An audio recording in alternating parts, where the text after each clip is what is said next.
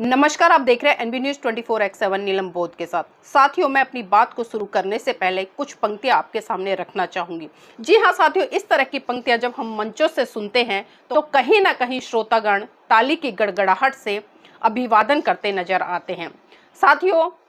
मैं कली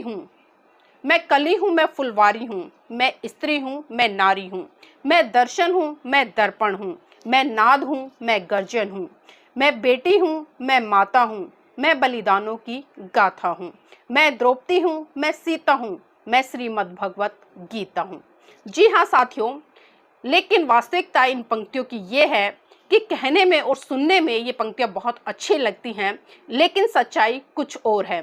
जी हाँ, अभी ताजा प्रकरण उड़ीसा की राजधानी भुवनेश्वर से आया है। साथियों, आप सभी जानते हैं कि इस भारत देश में नारियों को लेकर तमाम तरह की बातें की जाती है। नारी अस्मिता की बात की जाती है, उसके सशक्तिकरण की बात की जाती है, पुरुषों के बराबर महिलाओं की भागीदारी की बात की जाती है। लेकिन मंचों से हम इस तरह की बातें सुनते हैं, तालियां बजाते हैं और फिर खामोश अपने घर में बैठ जाते हैं। और जब देश में बहन बेटियों को लेकर घटनाएं होती हैं तो हम छाती पीट कर हाहाकार करते नजर आते हैं। साथियों, आप सबने देखा होगा, चाहे मैं उत्तर प्रदेश की बात करूं या मैं राजस्थान की बात करूं या हरियाणा की बात करूं या बिहार की बात करूं। साथियों, मैंने इन राज्यों के नाम इसलिए लिए हैं क्योंकि यहाँ पर भारतीय जनता पार्टी की सरकार है और भारतीय जनता पार्टी की सरकार में जिस तरह से बहन बेटियों के ऊपर अत्याचार शोषण हो रहे हैं वो किसी से छुपे नहीं है। लेकिन विडंबना है कि जब कोलकाता की घटना होती है, जब कोलकाता की बेटी के साथ में दरिंदगी होती है, तब भारतीय जनता पार्टी के तमाम नेता अपने बिलों से बाहर निकलकर आते हैं और नारी अस्मिता की बात करने लगते हैं।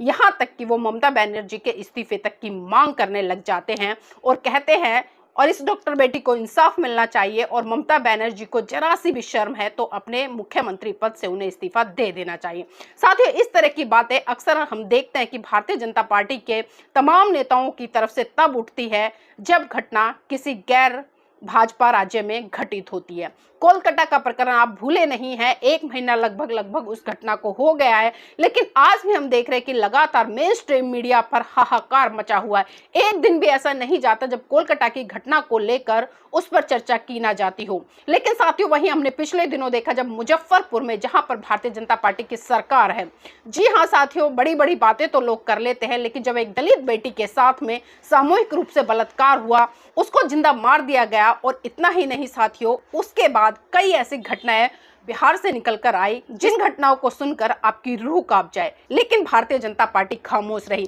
पिछले दिनों साथियों आपने देखा, चाहे मैं बुलंदशहर की बात करूं, लखनऊ की बात करूं या अभी ताजा प्रकरण जो अयोध्या, जो कि राम नगरी है, उसमें हुआ। राम मंदिर में एक सफाई कर्मी 20 वर्षीय युवती के साथ में जिस तरह से सामूहिक बलात्कार हुआ और उसको जान से मारने का प्रयास किया। साथियों, ये घटनाएं किसी से छुपी नहीं है, लेकिन भारतीय जनता पार्टी के तमाम नेता चुप्पी साध कर इन घटनाओं पर बैठ जाते हैं, मुंह तक नहीं खोलते हैं। साथियों, पूरे घटनाक्रम की मैं बात करूंगी, लेकिन उससे पहले आप ये वीडियो देखिए और ये वीडियो देखकर सुनकर आप आकलन कीजिए कि आज जिस भारत देश में हम कहीं ना कहीं पुलिस अधिकारी को देखकर या खाकी वर्दी को देखकर एक अनुमान लगाते हैं कि ये हमारा रक्षक है, लेकिन वही रक्षक अगर भक्षक बन जाए तो क्या होगा।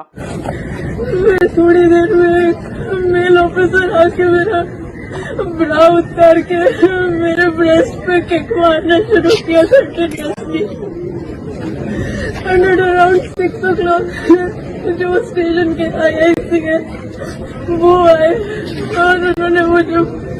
उन्होंने मेरा पैंट लोअर किया, अपना पैंट लोअर किया और अपना पीनस निकाल के मुझे बोला कि कितने बार तुम लेना चाहोगे कि तुम चुप रहोगे, क्योंकि मैं बहुत ज्यादा चिल्ला रही थी हेल्प के लिए, बहुत ज्यादा चिल्ला रही थी हेल्प के लिए।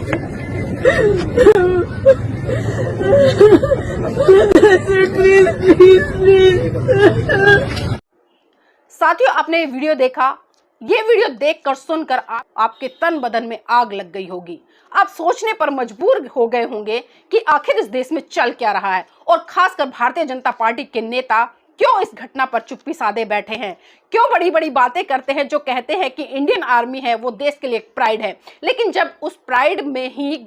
किसी व्यक्ति की मंगेतर के साथ में इस तरह की जघन्य घटनाएं हो जाती है, इस तरह की घटनाओं को अंजाम दे दिया जाता है, तो क्या हम कह सकते हैं कि एक आम व्यक्ति, एक साधारण व्यक्ति के घर की बहन बेटियां सुरक्षित रह सकती हैं। खासकर साथियों भारतीय जनता पार्टी की सरकारें हैं जिन जिन राज्यों में, मैं वहां की बात कर रही हूं। साथियों ये पहली घटना नहीं है, इससे पहले भी लगातार कई घटनाएं हुई, चाहे मैं कटक की बात करूं, खुर्जा की बात करूं, संबलपुरा की बात करूं। ये घटनाएं वो हैं जो उड़ीसा में लगातार एक के बाद एक घटनाएं घट रही हैं, लेकिन किसी भी तरह से इन घटनाओं को संज्ञान में नहीं लिया जा रहा है। फाइलें खुलती हैं, बंद होती है, दब जाती हैं, आंदोलन होते हैं, लोग हाहाकार करते हैं और जो दोषी होते हैं उनको सलाखों के पीछे डाल दिया जाता है। लेकिन साथियों इस तरह की घटनाएं आखिर क्यों हो रही हैं, इनके पीछे कारण क्या है? क्या कभी हमने जाकर गंभीरता से इस पर विचार किया है? क्या कभी हमने सोचा है कि इस तरह की घटनाओं को अंजाम देने वाले कौन लोग हैं, ये कहां से आते हैं, कौन सी प्रवृत्ति के होते हैं और इनके जहन में क्या चल रहा होता है?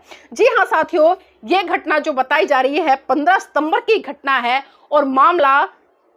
15 सितंबर को उजागर ना होकर बल्कि 4-5 दिन बाद उजागर होता है। और उसका सीधा सीधा कारण ये है क्योंकि 17 को माननीय प्रधानमंत्री नरेंद्र मोदी जी के दौरे पर गए थे और वहां पर जो सुभद्रा योजना है उसको लॉन्च करने के लिए गए थे। इसलिए साथियों कहीं ना कहीं शासन प्रशासन ने इतनी बड़ी घटना को दबा दिया। लेकिन मैं सलाम करती हूँ उस बहादुर बेटी को जिसने की अपनी इज्जत की परवाह न करते हुए, अपनी दुनियादारी की परवाह न करते हुए उसने इस पूरे घटनाक्रम को खोल कर रखा। साथियों घटनाक्रम मैं आपको बता दूं, आर्मी सेना का अधिकारी जब अपनी मंगेतर के साथ में ड्यूटी करके वापस घर लौट रहा था तो साथियों कुछ मनचले लोगों ने, दूषित मानसिकता के लोगों ने, जाहिल लोगों ने उनके साथ में छेड़छाड़ की और साथियों इसी बात के एफआईआर कराने के लिए भरतपुर पुलिस स्टेशन दोनों साथी पहुंचे। और जब उन्होंने भरतपुर पुलिस स्टेशन में एफआईआर दर्ज करने के लिए कहा तो साथियों वहां पर जो अधिकारी थे उन्होंने एफआईआर दर्ज करने से मना कर दिया। और जब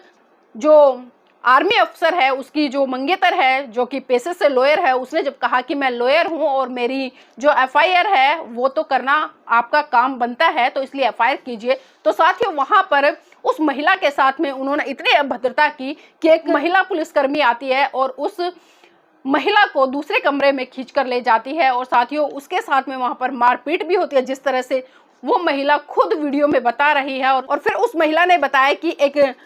पुलिस इंचार्ज जो कि पुरुष है वो उस कमरे में आता है, वो उसके हाथ पैर बांध देता है, उसकी ब्रा खोलता है, उसके सीने पर हाथ लात मारता है और इतना ही नहीं साथियों वो अपनी पैंट उतार देता है और फिर उस लड़की की पैंट उतारता है और उसके बाद